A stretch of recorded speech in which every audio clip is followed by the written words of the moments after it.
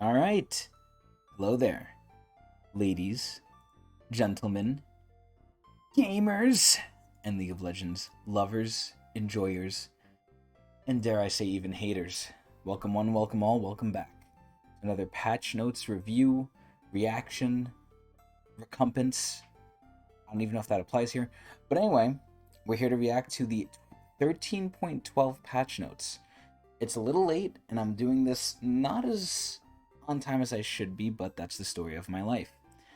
Anyway, one thing I want to preface before getting into this patch is I'm going to be honest, after this new item update, this new mid-season patch with the whole ADC nonsense, which I've talked about a lot, I've made other videos on, and if you haven't seen those, to sum it up, in my mind, they have ruined crit ADCs. They have fragmented them in terms of their build path. The bot lane is in disarray in terms of the support ADC meta. It's just a mess, and to me, it's not necessarily the final straw. It's not the final nail in the coffin, but it's almost right there. And I've lost a lot of interest in League, so much so that now I play ARAM and TFT. And I'm gonna be honest, I've had a lot of fun in TFT and ARAM, more so than I would have in League of Legends Ranked, which is pretty much what I only play when I play Rift. And it's a little bit of a different take. It's a little bit of a different feel, but that's not to say we still can't react to the patch notes here. We're gonna keep doing that anyway. But let's just say I don't have a good grasp on the current situation of the game. Although I do still have some ideas from what I hear here and there. But yeah, no, we're definitely going to try and run through this quick. I said crit. I missed crit. We're going to try and run through this quickly because we started late and we have a lot of other stuff to do, and we're going to see if we can get through this quickly. I always say I want to get through it quickly, but we end up spending like an hour on these. But anyway, let's get into it. So, patch 13.12. We're here with some mid-season follow-up. Let's get into patch 13.12. Okay, cool. Straight into the point. No jokes. So, the main thing I'm looking for here is for them to give anything good to ADCs. I hope to dear God they don't think ADC is in a good spot. I mean, it's bad when people like Jhin and Samira are building lethality again. Crit is in a bad spot.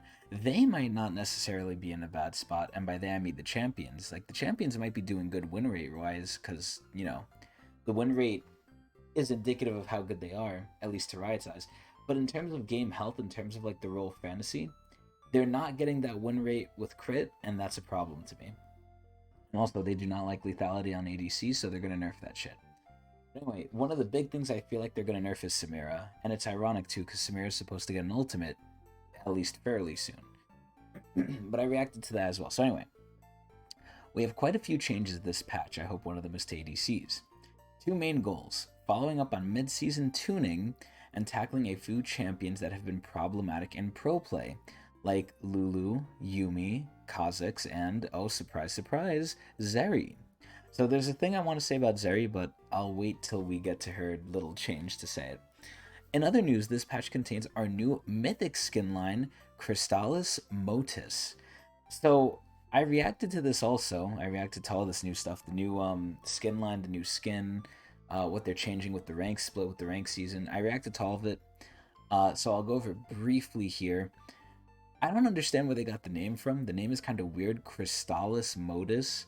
It sounds like freaking Valar Morghulis, I think, from Game of Thrones. It sounds really like just stupid. But stupid, but not in a bad way. A new Mythic shop rotation, new Shanghai scroll skins. Oh wow, we're going back to China. And a batch of ARAM adjustments. So, if you know me, and hopefully you'd know me if you're watching these patch note videos, I've commented on not just the Shanghai scroll skins, but just the skins in general in League of Legends, and I feel like there's a lot of skins that are obviously, let's just say, more inclined towards the Asian population. Now, I'm not saying there's anything wrong with that. I'm just saying it's a little, fishy how once Riot got bought out by Tencent, that they started making a lot of Asian-geared skins. Now, again, there's nothing wrong with them. I'm just saying, Riot is kind of becoming corporate shells. But anyway, and it makes sense too. From a business perspective, it does make sense since, a lot of them probably play in China. League is pretty big in China. But anyway, they have the new skins and a bunch of ARAM adjustments. This is also the second to last patch of Split 1, so ranked is resetting soon. So make sure you're getting those games in before your ranked is locked in and pulled for rewards on July 17th, which is Oh. Oh, no, I thought it was in 3 days. We're in June, though. I'm stupid. For more information on the ranked reset and what is all coming in Split 2, check out what's next in ranked post here, which I reacted to, like I said. So this is the part where I'll actually read the TFT thing. Over in TFT, a convergence storm has mixed up and refused Runeterra into something else, a new TFT set. Read about Runeterra Reforged over at the TFT patch notes here. So this is patch notes for League, not TFT. And I don't think I'm going to react to TFT patch notes, even though I am now heavily into TFT. I have caught the TFT bug. We'll see if it lasts into the new season, because I really like the TFT set here, but if people want me to react to it, far be it from me to deny the fans what they want. But you gotta let me know in the comments. I usually get no comments, but if I get some, I will definitely react to it. Or anything for that matter. I'm like a slave to my viewers. I love my viewers. But anyway, let's get into the patch. So the skins we'll react to at the end. I actually have no clue who's getting any skins because, you know, Surrender at 20 is dead. Rest in peace, Surrender at 20.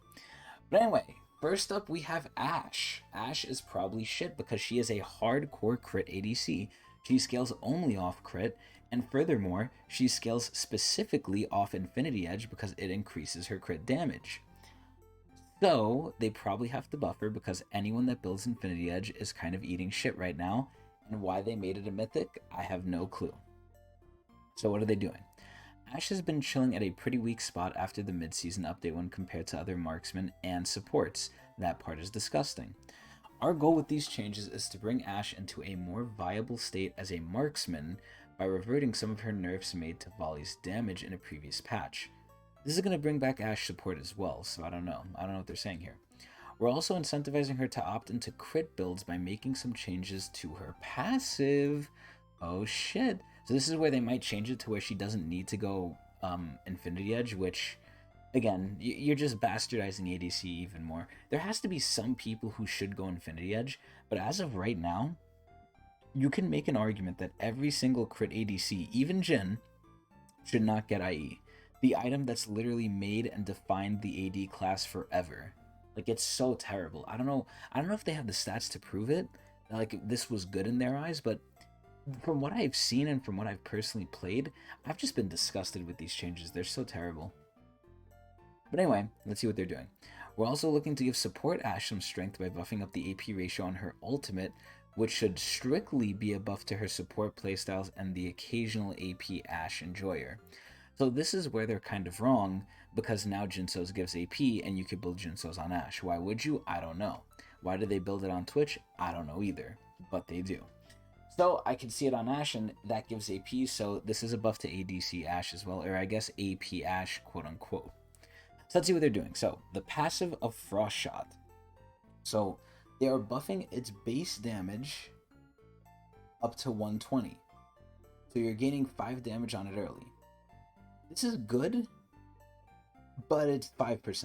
Like, it's not crazy. It is good, though. It is good, but it's not crazy. So essentially the way this works is once you W or auto someone, your next auto on them is going to do 120% of its damage instead of 115, and that's going to go up with crit. So, and then it's plus 35, I believe, if you get Infinity Edge as well, but it is what it is. Anyway, not bad. The W is going up by double. Oh shit, early at least. Wow. Okay, that's pretty good. That's just a straight buff. And then the R is going up by 20% AP, so that does actually matter. The ult will actually start chunking a little bit more, but you should never really see AP Ashe in general, so this is a whatever change. Pretty good. Pretty good Ashe buffs, not bad. I think she needs a little bit more personally, but you step in the right direction. GP. I don't believe I've seen GP. I think they nerfed him to the point where he's not really an issue anymore, unless you're Tobias Fate, and even then, you know, it's Tobias Fate. I think GP could use a buff, honestly. I don't know what. I mean, the main thing they have to touch if they're going to touch anything is the barrels, because that's the linchpin of his whole kit. And I guess kind of the ulti. The Q is whatever. I mean, the Q just sets up into the barrels anyway, so let's see what they're doing. Gangplank isn't the jolly pirate he once was. Oh yeah, and they saw to that. Struggling to find success in the current game where he can't access ability haste as easily. We're walking back the recharge timer nerf on his barrels, with the goal of making him a little bit more powerful and enjoyable to play. So the barrels are scaling again. This is pretty good. This is honestly really good. The barrels are the linchpin. Um, so having them be on lower cooldown is definitely going to make GP a bit better. This is a pretty good change. So then we have Fat Fuck Gragas. What do I think of Fat Fuck Gragas? I think he's kind of a bait character. I think people go him AP, remembering like, and this is for the really old players out here, remembering like full AP Gragas back in the day where he used to just like one-shot people and carry games. He can't do that anymore because the items have changed over time. He's gotten nerfed, he's gotten buffed in different ways. So I definitely think Gragas, while full AP Gragas is kind of fun, it's not as good as he used to be. And he's mainly a jungle top lane like hybrid tank bruiser. But at that point, you could just kind of play Sejuani, in my opinion. But Gragas, I guess, is the more like play for yourself, not for the team sort of character. However, I do think Gragas is sort of weak because, again, he's a bait character. Unless they push him further into one of the two roles he's kind of splitting between, which is AP, damage dealer, or just like kind of like bruiser, I feel like he's kind of bad, and they have to push him towards one of those. So let's see what they're going to do. Gragas has had a high presence in pro play recently due to his low counterplay trades and his ability to use his passive to sustain himself. Oh, wow. Increasing the cooldown of his passive should help make Graggy more manageable to deal with. So I guess in pro play they're kind of abusing Gragas. That's surprising. I feel like this character is not abusable. I feel like you kind of just counter this character with Olaf. Because if you're saying, you can win trades, just go someone who never loses the trade. Olaf. Or I guess Mundo. But that's assuming he's even played top lane. I don't know where they play him in pro, but what are they doing? The cooldown on this passive is getting absolutely manhandled. It's increasing by double the amount of what it was. Well, not double the amount, by like a third at the end of it, but it was 8 seconds. They're adding half of its cooldown onto itself to make it 12. That hurts. Wow, that's actually insane. And then the Q barrel is going down in mana. Okay, I mean, that's pretty whatever. Decent Gragas nerfs, I guess. The Q I don't even count as a buff because it's so wiener. The passive nerf was definitely a nerf though, but I guess Gragas needed it? I wouldn't know. Okay, Cassante. I think Cassante is... Well, obviously he's a little Nas X, but it's weird. This champion release, I mean, I reacted to the trailer, of the gameplay trailer of him, and it was so terrible. It was so bad. Like, I honestly did not understand why this guy was so cool. And when I played him, I did absolutely terrible with him. I think he has an extremely high learning curve. And I think the only reason he will ever get touched is either A, he will get buffed for the normal people, or B, he will get nerfed because of ranked. Or not ranked, sorry, pro play. But I feel like we've gone through that already, and they chose the side of pro play, and they kept nerfing him. So maybe it's time to buff him for the regular people. Let's see. Despite being relatively weak in the hands of the average player, Cassante is quite popular and powerful in skilled play. Due to this, we'll be giving him a pro-skewed nerf that will bring him into a more balanced state and higher levels of play, while having a minimal impact on people who suck. So what are they doing? His E cooldown is going up by 1.5 seconds. I honestly don't really play Cassante, like I said. I played him once or twice and I inted on him, and he was not fun to me. So I honestly don't know how big the impact is of this. I mean, he is supposed to be on low cooldown anyway. And I believe he does have things to take the cooldown off, or I don't think it resets, but I'm pretty sure his Qs take the cooldown off of it if he procs his passive. So I guess this is kind of pro skewed, but who really knows? Cassante's getting a slight nerf. I don't know if it's like anything more than that because I don't play him though. But anyway, Kaisa. Ooh, this is gonna be an interesting one. So Kaisa's a weird one.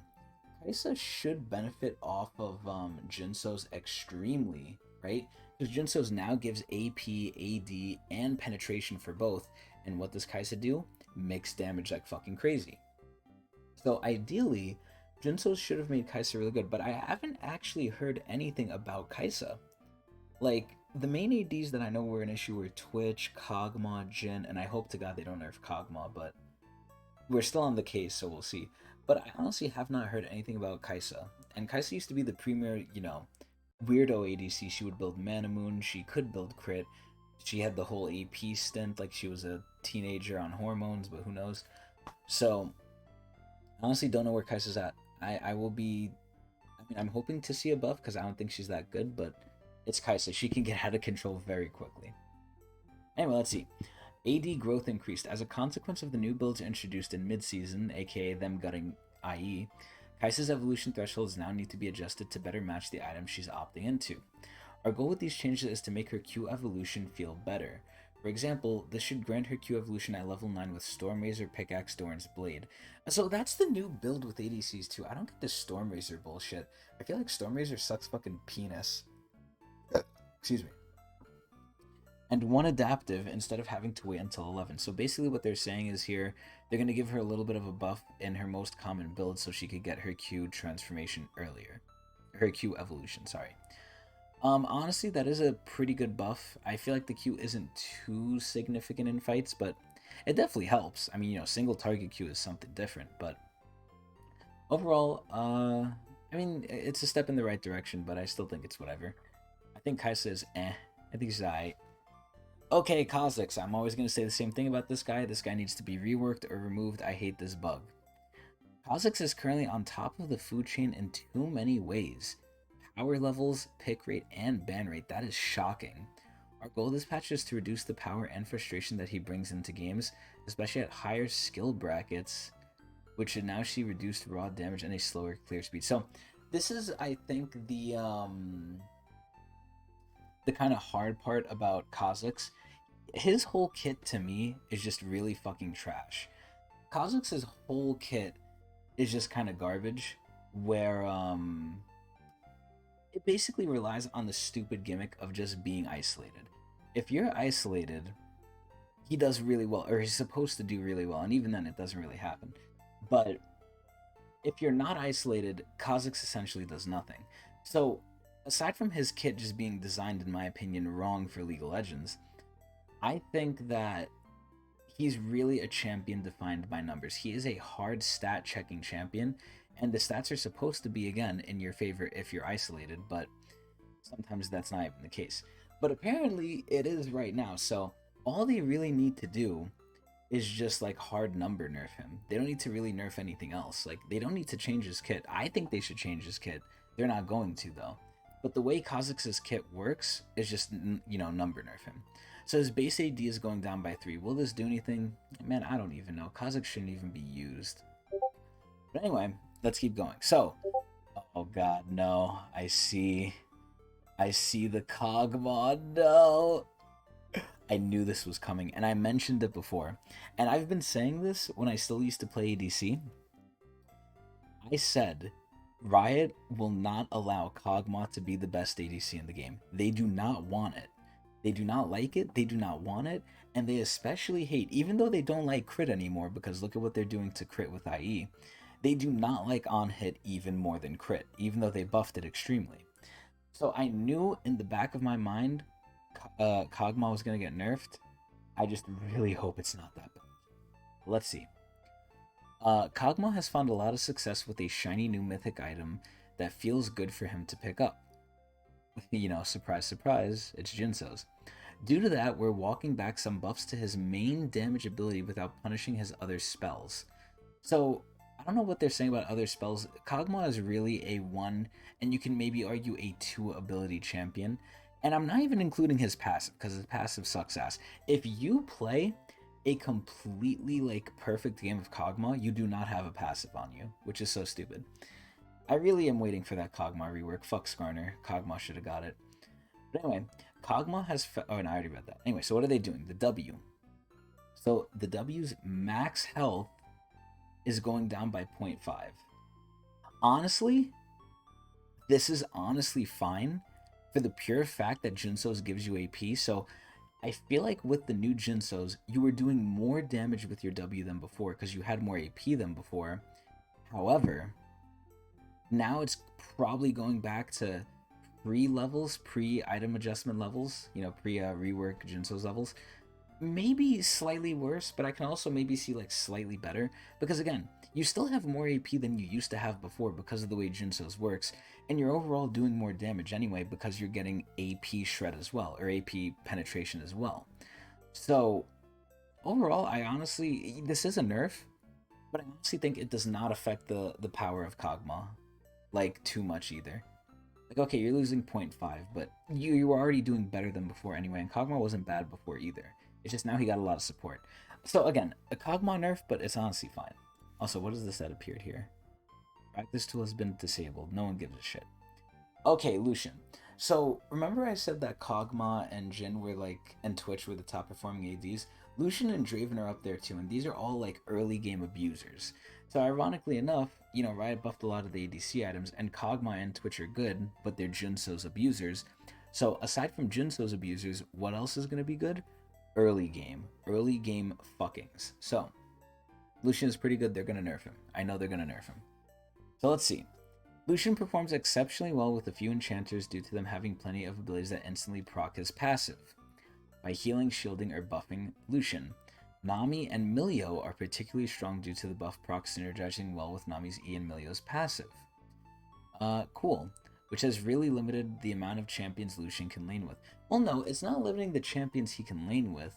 It's just limiting the amount of broken lanes he has. Like, okay, yeah, you could lane with Nami and Milio and have a broken lane. You can still lane with a Nautilus and win. It's just not going to be fucking broken.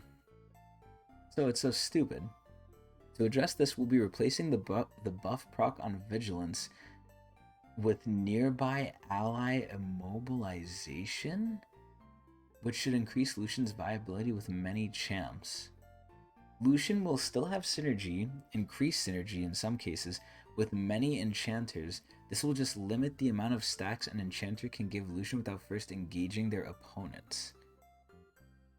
Interesting. Riot is playing two sides of the fence right now. I'm a little scared for this. Our goal with these changes is to help Lucian players confidently lock in their champion. If you're confidently locking in Lucian, I think you have a brain disease. But anyway, with or without enchanters. Okay, that's important. Maybe I should have read the whole thing. And that we can see some exciting new lane partners for Lucian in pro play. Yeah, right. Okay, so the passive, what are they doing?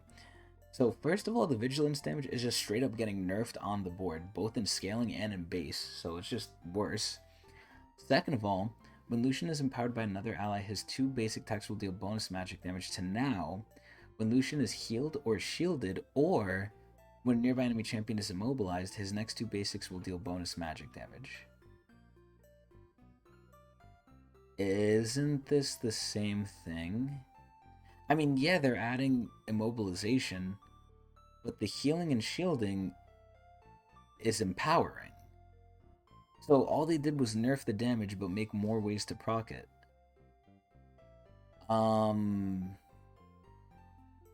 Yeah, I don't understand what they're saying with the engage. Yeah, I'm confused on this change. I feel like it's a weird nerf buff. I mean, it definitely helps Lucian get used by other people, but it makes him worse with enchanters, like in general. So I don't know what they're saying by better with enchanters. This makes no sense to me. Lucian's slightly worse, but slightly better. Anyway. Let's see. Lulu is getting changed. What do I think of Lulu? Well, they said she's OP, so let's just go with them. Let's see. Lulu has been a pro play mainstay for quite a while, which is good. She's one of the best supports. But isn't overpowered for most players in other skill brackets? Yes, because she is a skilled support. As the laning phase has a large impact in professional play, we're aiming to nerf her probably in the early because that's what pro play does.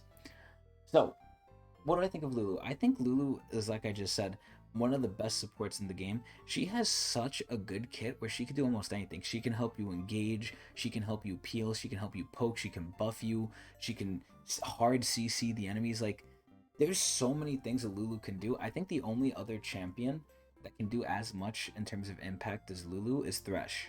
And that's like a wildly different animal.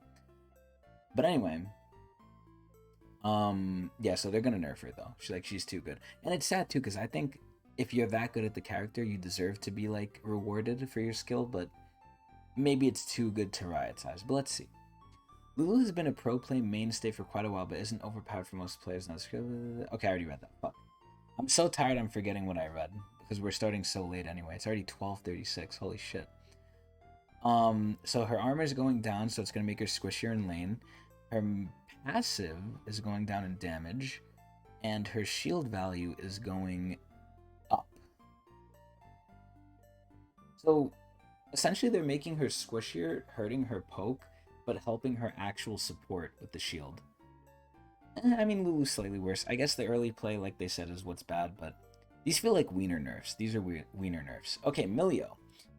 Ooh, so what do I think of Milio? I probably have played with Milio only a handful of times because, again, we recently had the big AD, like, exodus, I would say, from, like, old school traditional ADCs. So, even though I didn't play with him long, what did I feel about him?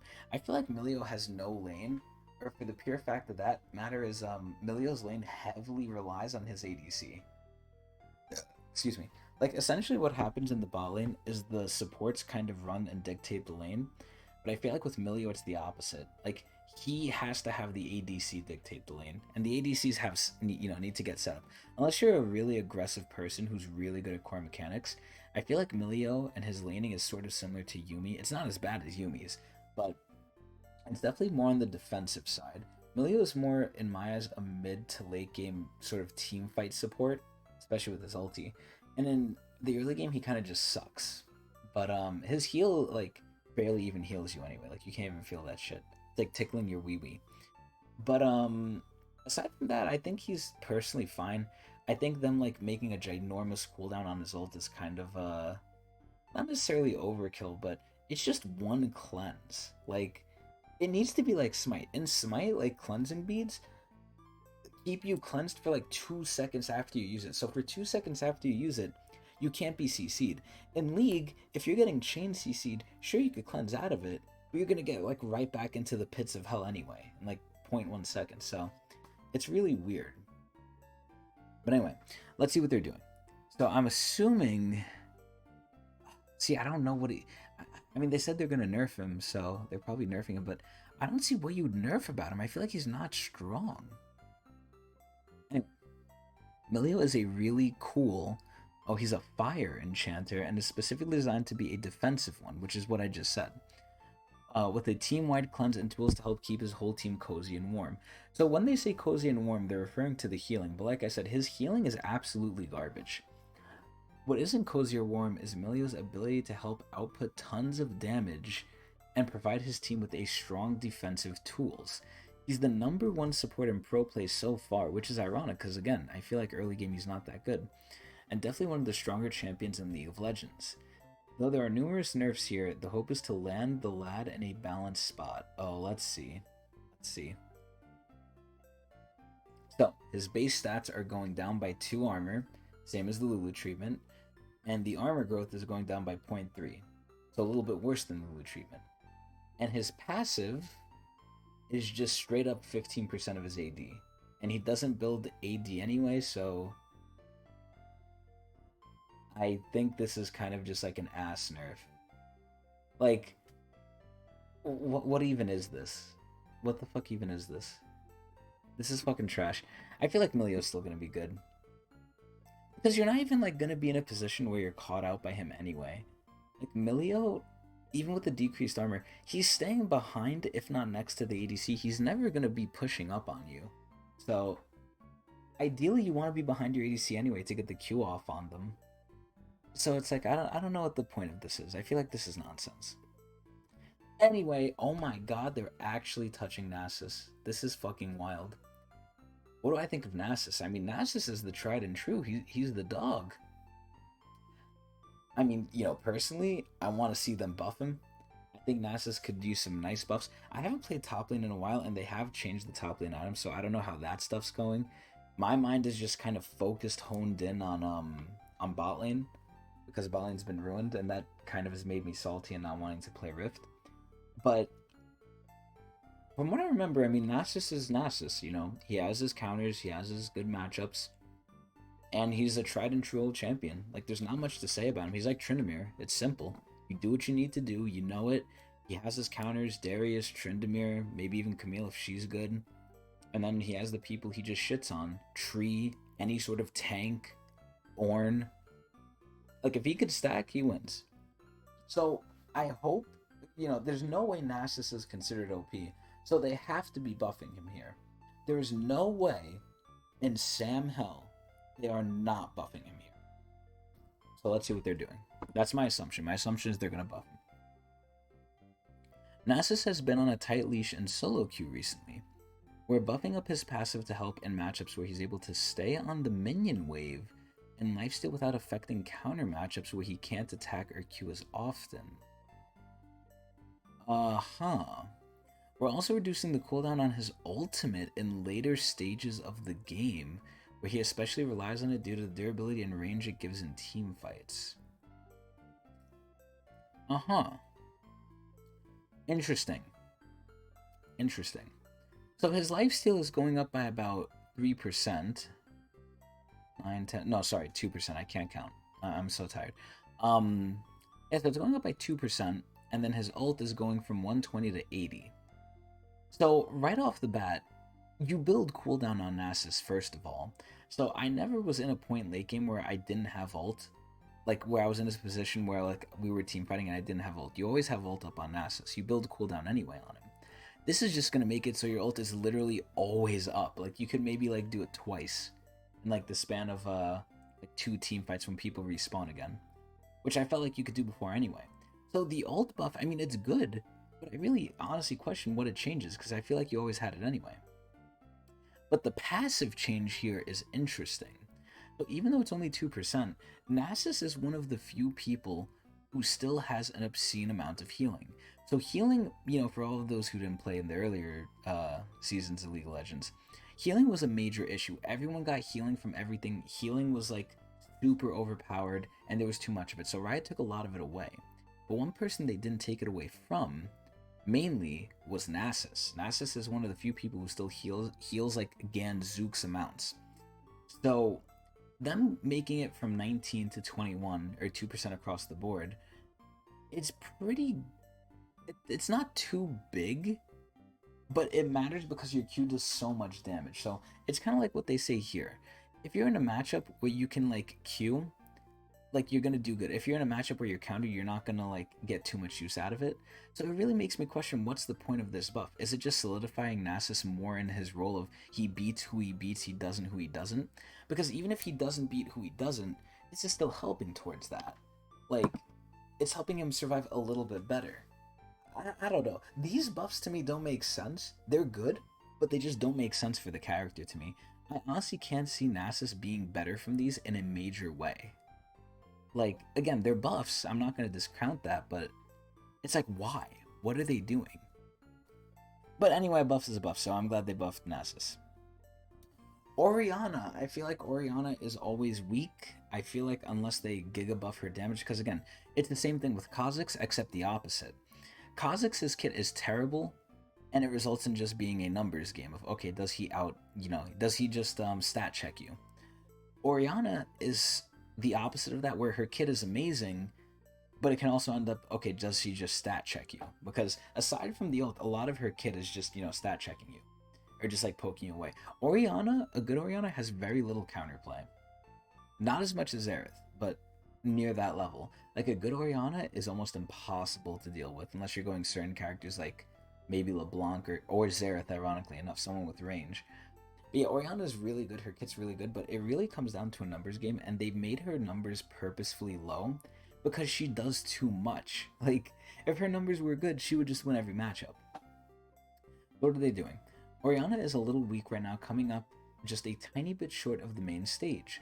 We like to tune Orianna as a fragile, low mobility carry with strong and satisfying spells.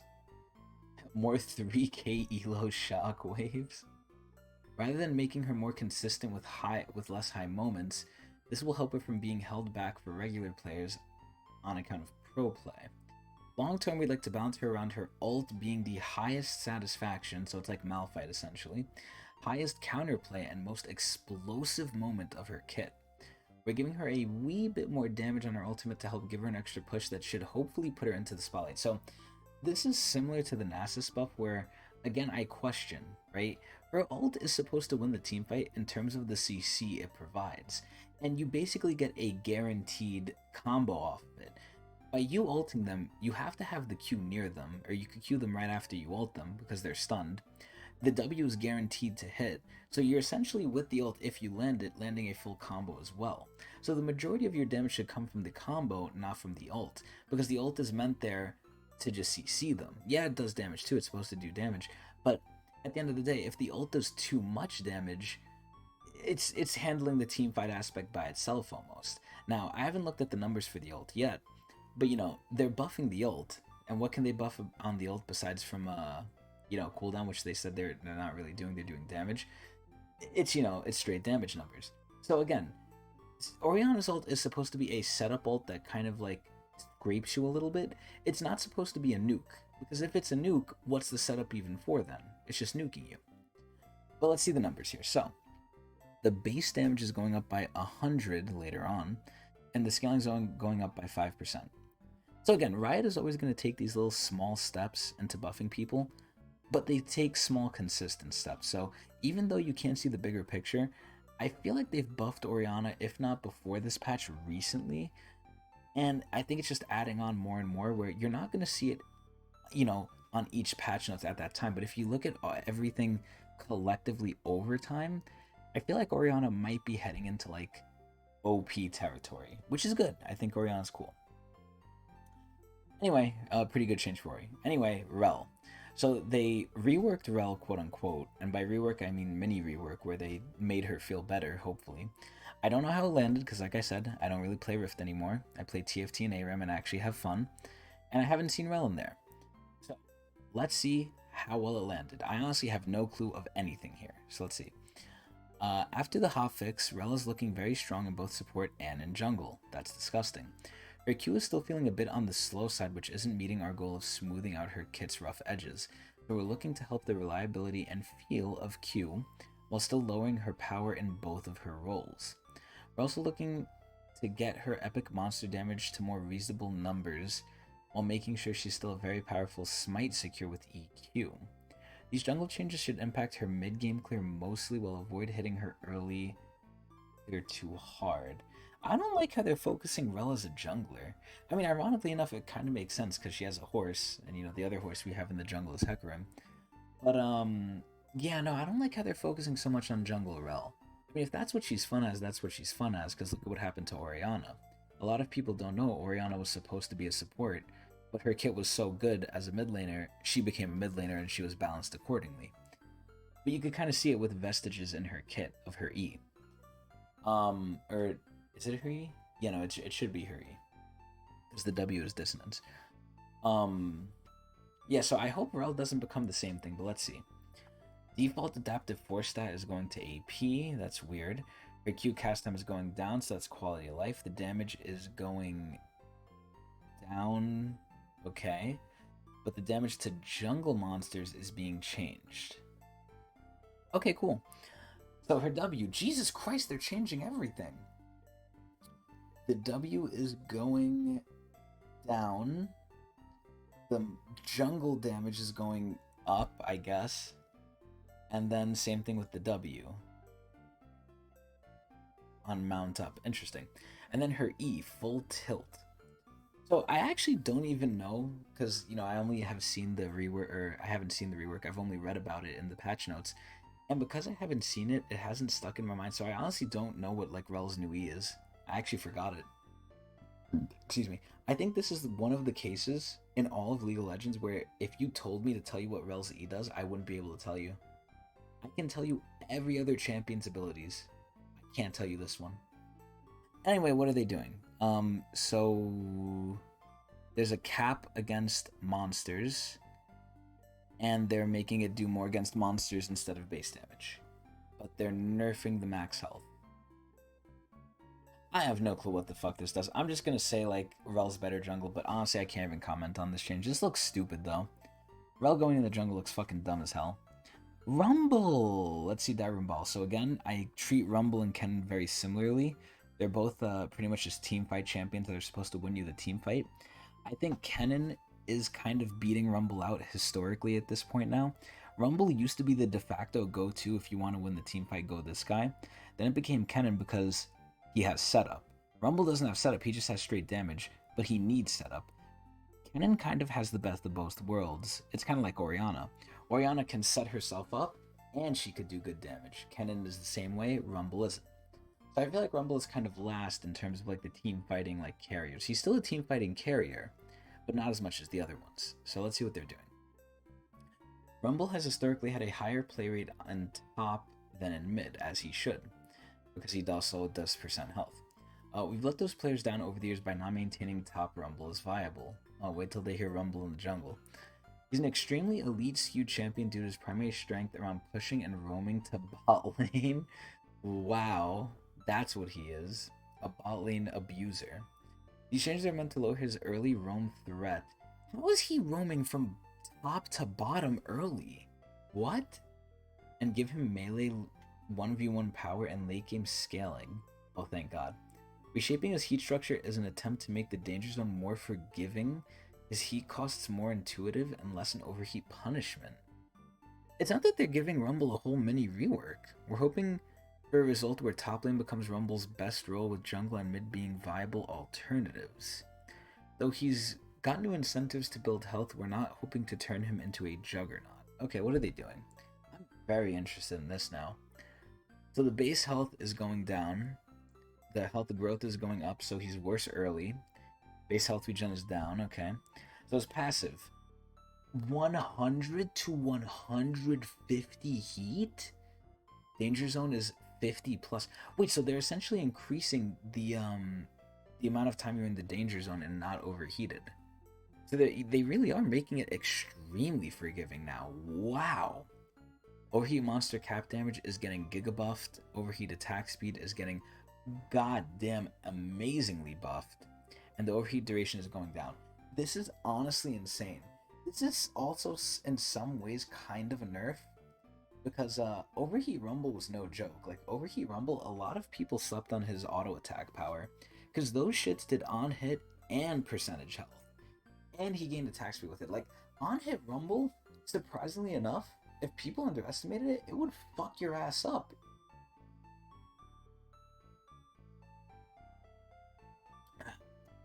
Like, it was no fucking joke. It didn't play around. So, if you wanted to, like, play around overheat, you kind of have to do it in a more workaround way now. It's kind of harder to do now. So, I wish they buffed overheat, but buffing overheat might put him in the realm of, like, too good. But I feel like it's bad because now you don't get overheat as often, and overheat, if you were a good player, was something to work around. But I guess they said in the beginning they're trying to make Rumble more forgiving, aka noob friendly. So they're not necessarily buffing the part that good players really abuse. They're buffing, like, what normal players can do. So I guess this buff makes a lot of sense for what they're trying to do, and in terms of actually doing it. Just as passive alone, I'm saying, like, this is really good. This is really good. So it's Q. What are they doing? They are nerfing the base by a good amount, but they're adding a percentage maximum health on it. Let's go! Let's fucking go! I love this. I love this. I love percent health damage. And then the damage to monsters is going down slightly, but that makes sense. And now monster cap on percent health is obviously being added in, but that's fine. Okay, Q, amazing buff. I love it. W. Scrap shield is going down because now it scales off max health. Whoa! So this one I'm not as excited for. I like max health damage scaling off the enemy, not off you, but that's whatever. So the E, the Electro Harpoon, the heat generated is higher. So I'm actually glad they made this change, because typically you try to use your E to maintain your current level of heat or to gain more if you spam it. So this is a really good change too. Excuse me. And then the Equalizer, the whole crux of his kit, is getting nerfed in cooldown. I guess that makes sense since a lot of power is going into his base kit, not his ult. He's not just an ulti team fight deciding character anymore. Which he probably still is, because, you know, they're touching the cooldown, not the damage, but they're putting a lot of power definitely into his kit, which is really good. Honestly, of everything I've seen so far, I like the Rumble changes the most. Ah, yes, and then we have our resident Bald. I'm still waiting for the day they're going to rework him again, but until that time, let's see what they're doing. Ryze is weak. I'm just going to come out and say it. Ryze is weak. He's shitty. He needs a buff. Ryze is currently one of the weakest mid laners in the game, with no presence in Pro. I wonder why. Since he has some room for buffs now, yeah, okay, now, we're looking to give his passive and E ratio increase in order to improve his scaling, which is a lower risk buff for pro play than other options. Interesting. So his passive is going from 6% to 10%. He gains more mana. Okay, cool. And his E, the missile speed is going up, which is, I guess, quality of life. Which I already thought it was really fast, too, so the fact that it's going faster is kind of crazy. And then the damage on it is now going up by 5%.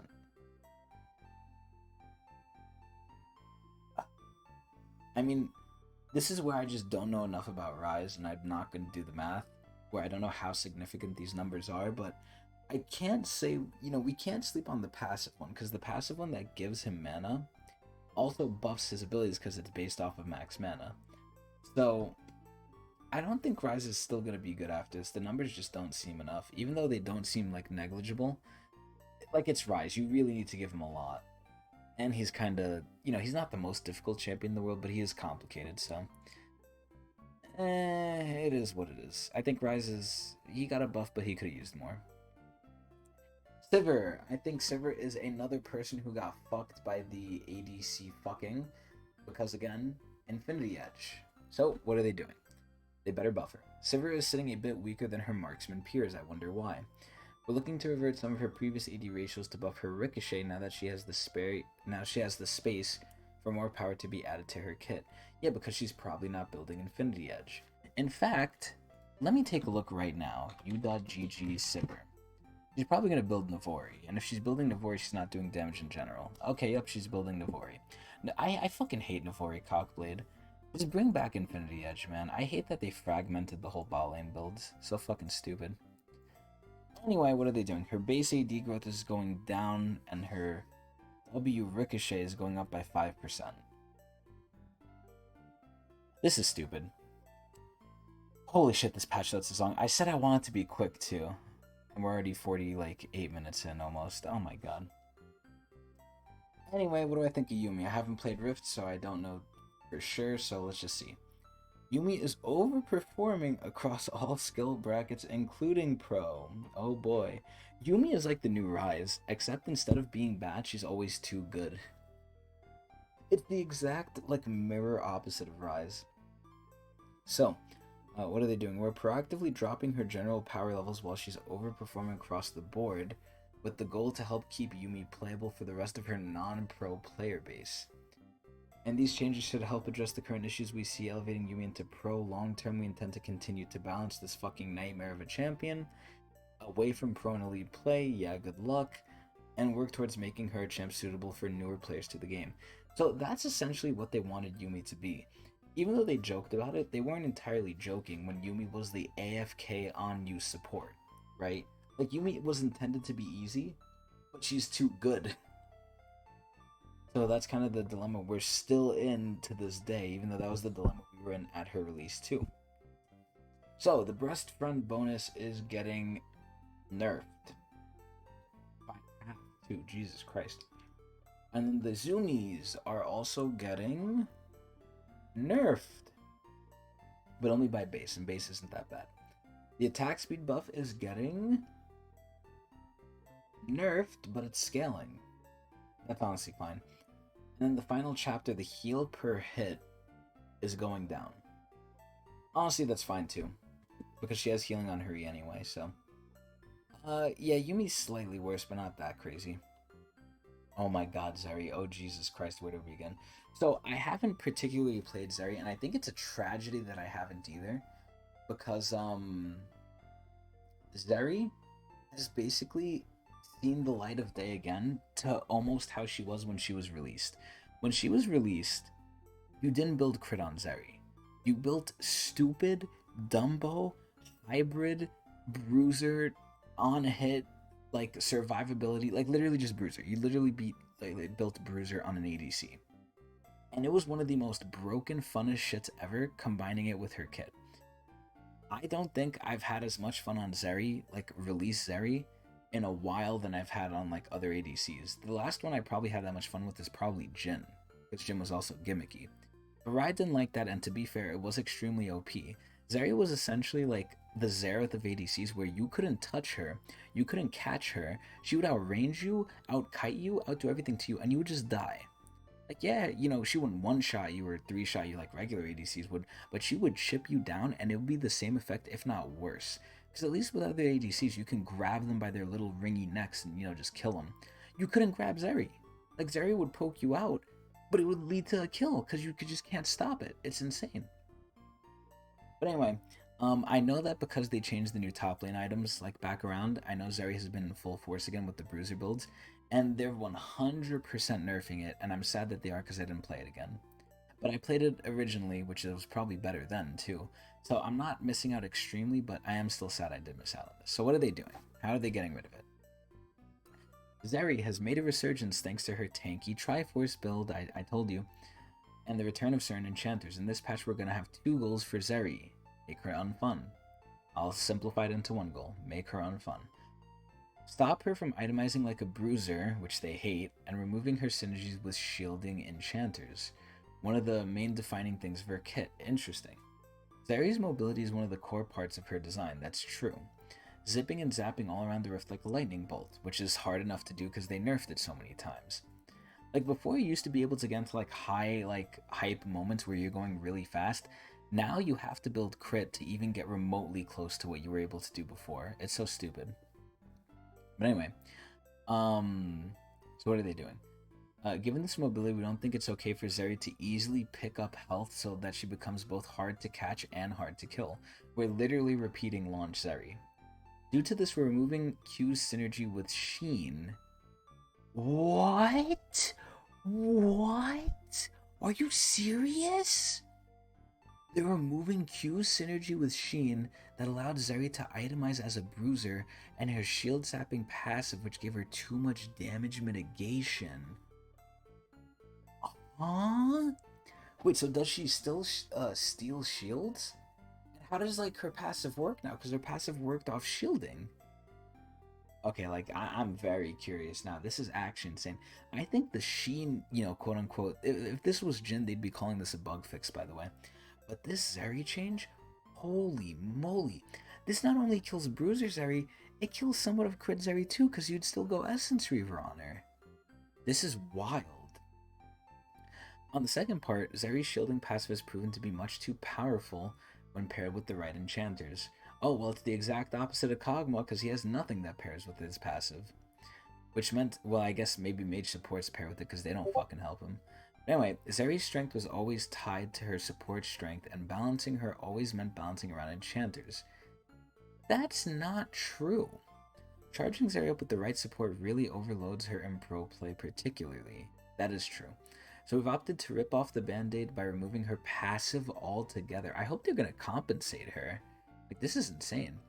With this change, we'll be able to balance Zeri more around her personal power and less around her support. Okay, so let's see what they're doing.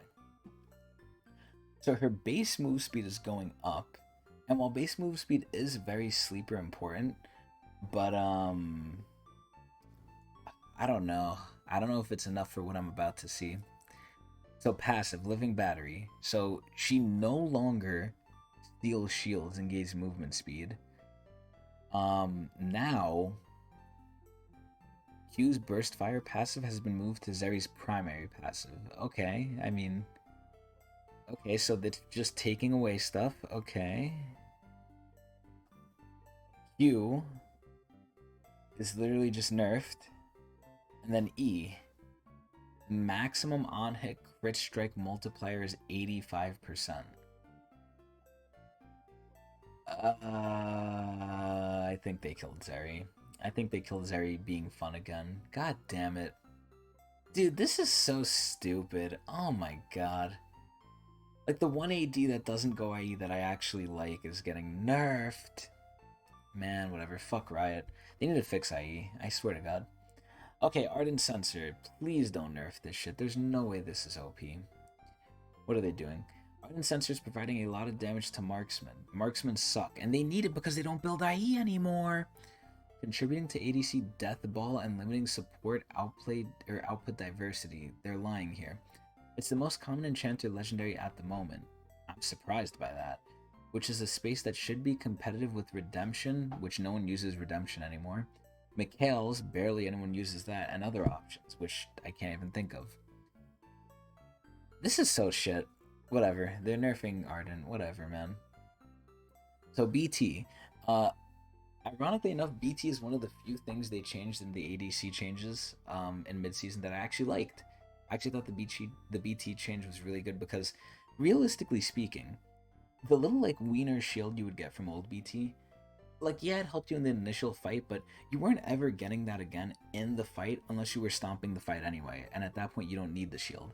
So it's kind of like it's answering a problem that didn't really, that didn't really persist. Wait, sure you had the little defensive shield at the beginning, but you know, what's the one shield gonna help you for like the first, initial second? It really doesn't.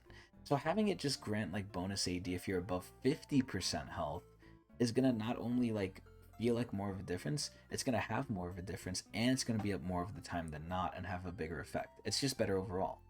But apparently it's too good because they're nerfing BT to 3,400. Bloodthirster is the ultimate greed item for ADCs who can stay safe and deal high damage from the backline. Also, if you're playing ADC correctly, we're upping its cost to be in line with that role as the item is currently overtuned. Interesting. They just really hate ADCs. This is crazy. Gale Force. So, what do I think of Gale Force? I think it's a great item. I wish IE wasn't a Mythic. That's my opinion on Gale Force. The fact that you have to pick between this and IE is so stupid. Gale Force is a bit overpowered on Marksman and overperforms substantially on both Yasuo and Yone. That's insane that they prefer that over Infinity Edge. So the critical strike ratio is being replaced with an AD one? The risk here and the reason it initially had crit scaling is poaching by assassins. But an overall reduction in power should keep the item in line for all users across the board. Yeah, no, assassins are going to build this again. Some players and one champion might be pleased to know it takes 444.4444 bonus attack damage to match the damage from the old crit scaling. Okay, so that's definitely a nod to Jhin. I like that. But anyway, the AD is going down by 5. The Cloud Burst damage is going down to just bonus AD. Okay, so they're just making it worse. Okay, cool. They're just going to shun everything for an ADC. Immortal Shield Bow. Players, for the most part, identified that Shield Bow is not a good first item. Well, no fucking duh. It's not a Mythic anymore. Unfortunately, the item just isn't very strong when purchased later either. Yeah, because why would you buy this when you can buy BT? Like, it doesn't make any sense. This is a relatively light buff, but one that crit users should be able to feel in the mid games. Yeah, no, because they're going to build BT. So, this is a invalidated buff. Imperial. I'm not going to read the fucking... Oh my god, I hate reading the support stuff. Let me do it anyway. We're sticking through it. We're troopers. Imperial Mandate has found itself a new home as a legendary support and has quickly become one of the default purchases as Enchanter's second item. Okay, so they had a problem when it was with Arden, but it's also with Imperial too. See, I feel like from what they said before, like, oh, Arden is too good, it's only built, I guess they meant it's only built first, but I feel like they're kind of saying the same thing about Mandate now, so it probably means they're going to nerf it. Let's see.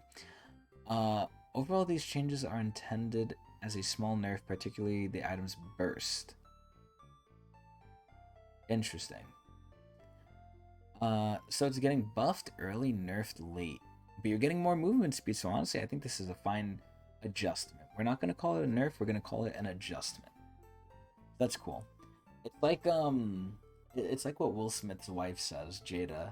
Oh, it's not cheating, it's an entanglement. So stupid.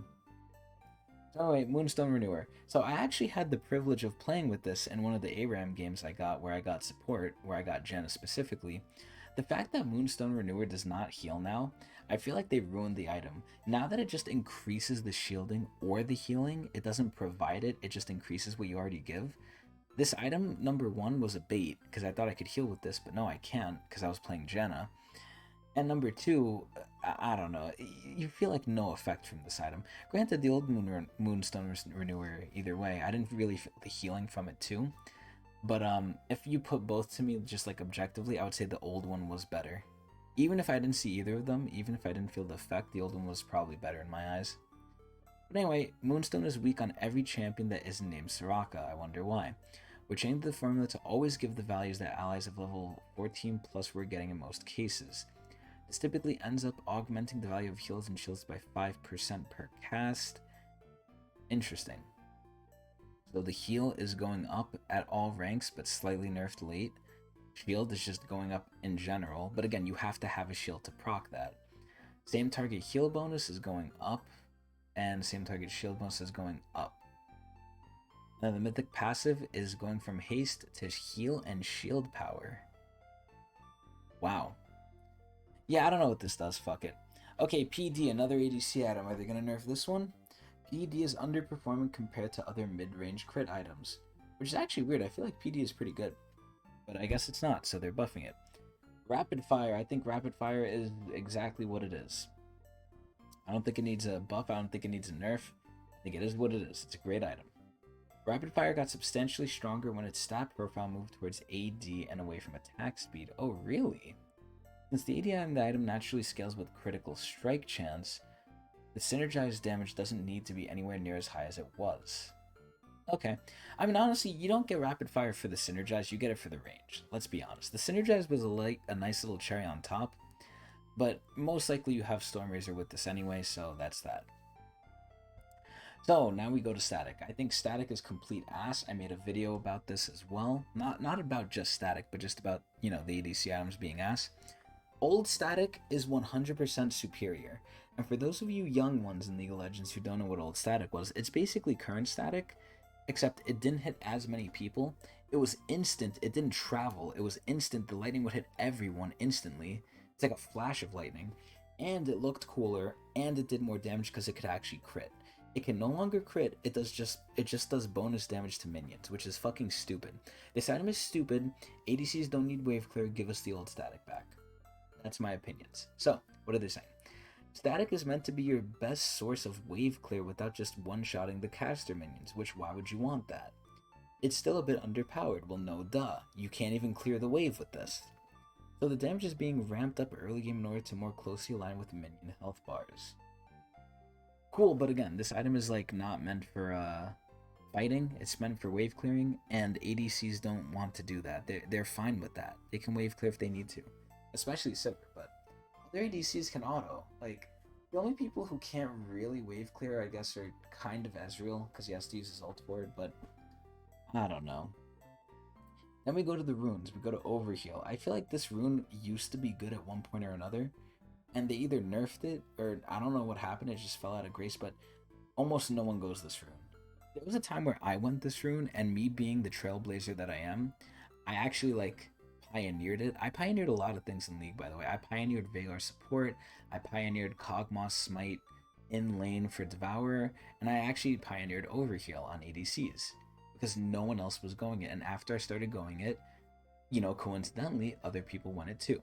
But anyway, since then, no one goes it because it's ass / all the other things are better. But it's kind of both. It's not just that it's ass and other things are better. It's not one or the other, it's both. Anyway, Overheal was meant as an avenue for disenfranchised ADC players to opt into more durability for the games where they needed it. See, the problem is, this would only proc later on in the game though. This would only proc when you have enough lifesteal and you can actively farm enough to get the shield on you. In lane, you're not going to get this because you're going to get poked out. And in lane, if you get it, the value is so wiener, you're not going to hold it. It's the same thing as old BT. It's good, I guess, for the initial thing, but past that, it's really, useless. But anyway. In reality, most players don't typically mess with their rune pages, but pros sure do. Moving Overheal back to maximum health will open up its users to self-sustaining fighters and tanks, while nerfing it for marksmen. Oh, story of our lives. Everything gets nerfed for us, buff for everyone else. Technically, Aphelios gets more shielding levels 1 to 5, but this is overall a significant nerf otherwise. It's substantially stronger for higher health champions like fighters. This is still the strongest or second strongest Overheal has ever been. That's crazy because I feel like it's still not strong. But yeah, it's worse on ADCs now. Cool. Very nice. Alright, systems, mid lane gold. So, with all the changes to the systems, like mid crashing at the same time as all the other lanes, let's see how they settled. A fair bit ago, we nerfed mid lane minion gold and reduced mid lane agency. While this was successful, the risk of nerfing mid lane mages over roamers has indeed become a reality and placed mages in a not so great position. Fuck mages. This is certainly not the only issue in mid lane mages, but is one that we think we can mitigate now. Mid lane minions are worth 1 less gold each before 14 minutes, but now mid lane minions are worth the same amount of gold. Minion equality has been achieved. This is so stupid. But okay, change. I mean, this is kind of like, okay, you're saving 1 gold. So this is assuming people can actually last hit, number 1. And number 2, this is just getting you an extra 6 gold a wave. Like, you know, color me silly. I don't think this is going to really help you, except for buying maybe a mana pot or a pink ward. Like, I don't think this is really going to change stuff. But anyway, red buff. What are they doing to red? Red buff is way more prevalent now than buff sharing exists. Oh, really? Due to this will be need to bring its power levels down. Okay. So the damage is going down, the slow amount is going down, which is sad, and it's halved for ranged champions, oh boy, even better. And the health regeneration is going down. Okay, so red buff got nerfed. And kind of hardcore too. Bro, they just hate ADCs. That's all it is, right? Just hates ADCs. This is fucking ridiculous. And that's all the changes that matter, at least. I mean, look at the ARAM ones because I somewhat play ARAM, but yeah, these aren't anything. These are just dumb. Themed Clash. Whoa, Bandle City. Yo, I don't care about Clash until they bring the ARAM one back. If they bring the ARAM one back, I'm on to that one. Fuck Rift. And then Mythic shop update. So now they're going to tell you which Mythic shop skins are coming back that you can buy for Essence, which is always appreciated. And they're releasing more of them, and now they have Crystallis Modus in, which is cool. And then bug fixes, no one cares. And then skin bug fixes, no one cares. Okay, so let's see the skins. So, I thought Bard was Gragas for a second, but okay, so this is Bard. Bard looks pretty aight. Looks like a tree man, but okay. Wow, we actually got a Kog'Maw skin. That is insane. That is actually fucking crazy. Let me see this real quick. God, how I wish this was legendary. This looks like really good too.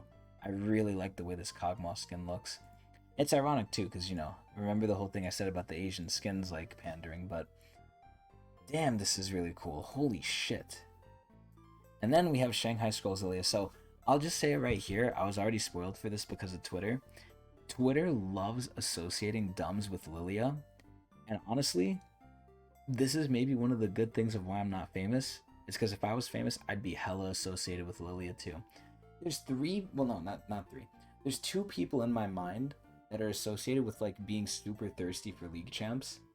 And that's not even the right thing to say because Dumbs is associated with it without his without his doing. Like people just associate him with Lilia now.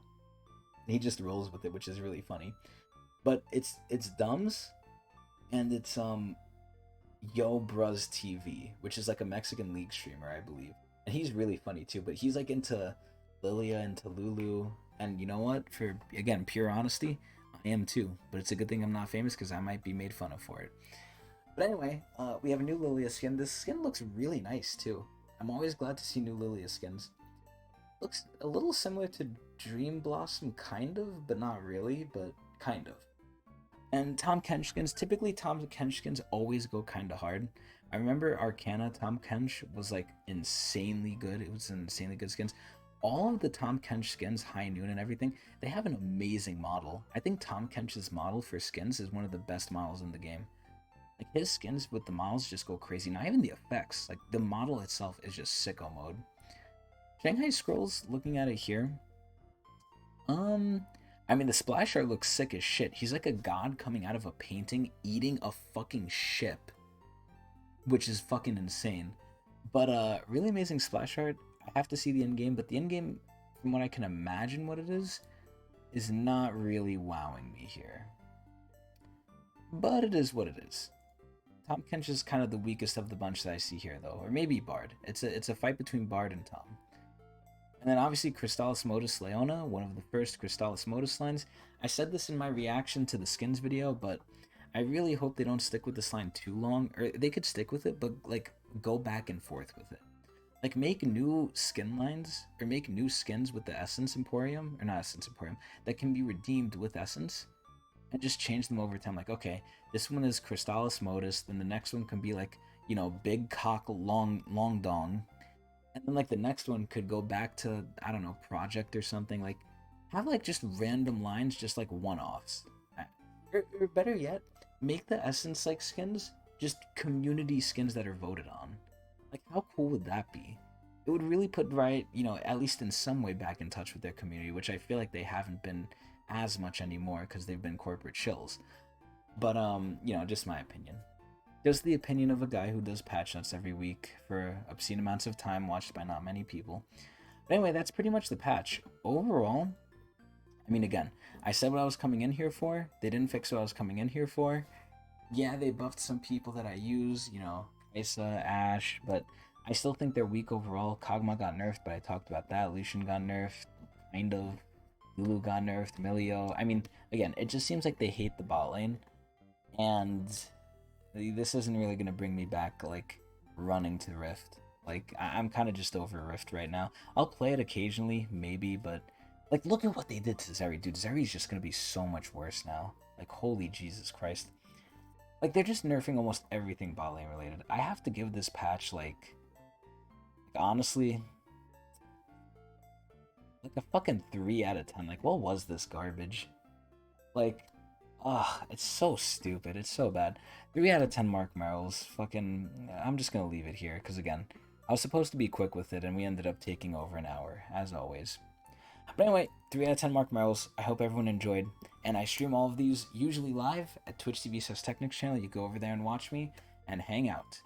Anyway, I hope everyone enjoyed. See you in 2 weeks. Hopefully, if I'm still around. Eee!